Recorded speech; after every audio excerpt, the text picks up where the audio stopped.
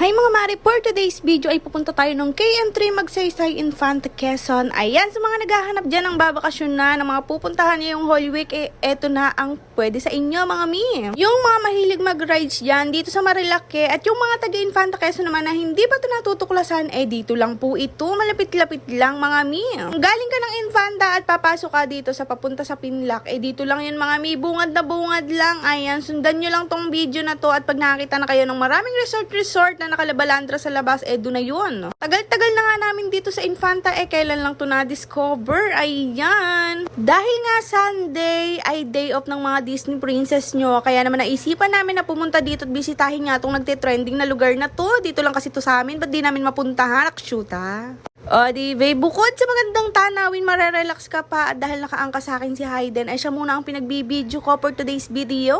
Inagahan na nga pala namin ang pagpunta dito para naman kami ang mauna. Diyos me, mga mi.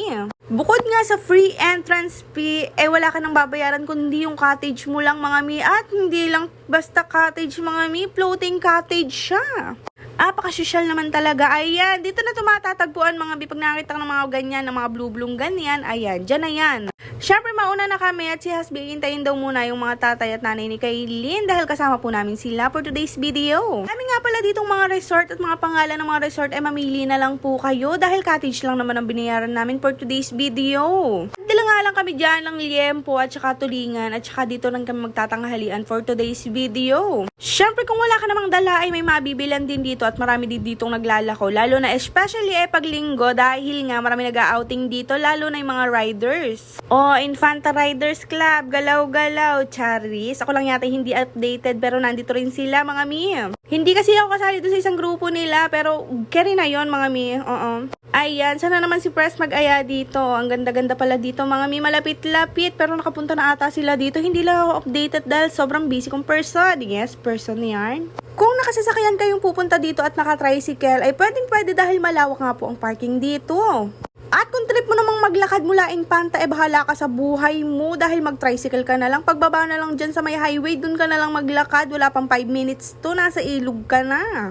Di, babe, hanap muna ako ng parking. Pinababa ko muna si Hayden dahil hindi nga ito ang nadaanan namin. Marami pa palang daanan ditong simentado. Dito kasi kami pinadaan ng kuya, nakshuta. Pero pwedeng-pwede naman dito, kaya lang alanganin ako dahil nga medyo rough road ang mga personas nyo.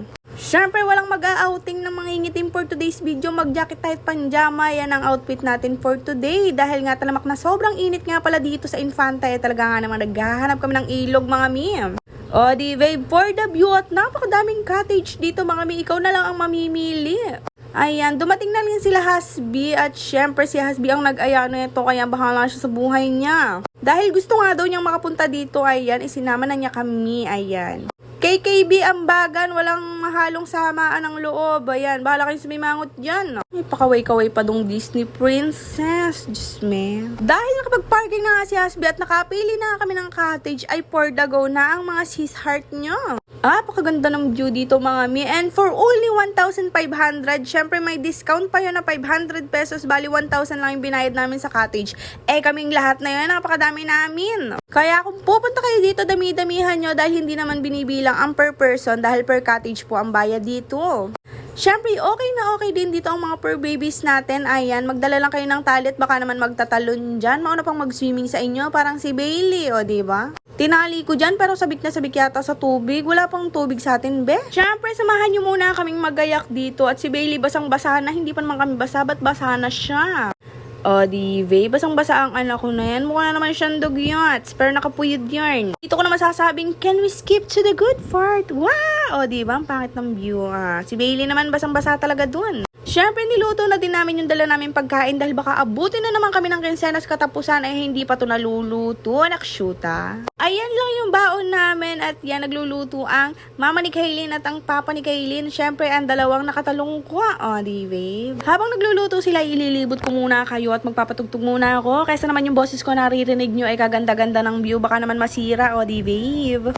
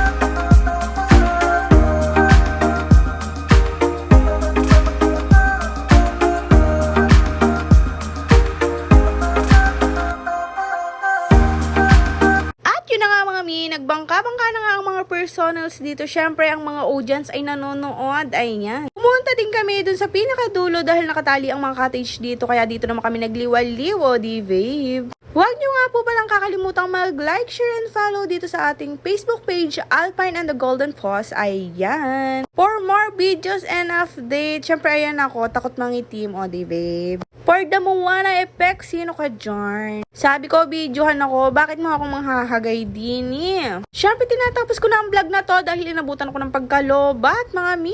After ng ilang minuto dyan, umuwi na din naman kami. Ayan. Ang huli pa nga sila dyan ng isda pero wala silang nahuli. Pwede pala yun. Salamat nga pala sa KM3 dahil na-relax ang linggo namin. Ayan, napakagandang view. Ano pa hinihintay mo? Gumaya ka na. Diyos me.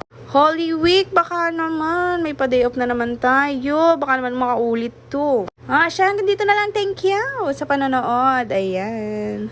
Pa-like, share, and follow na. Dali.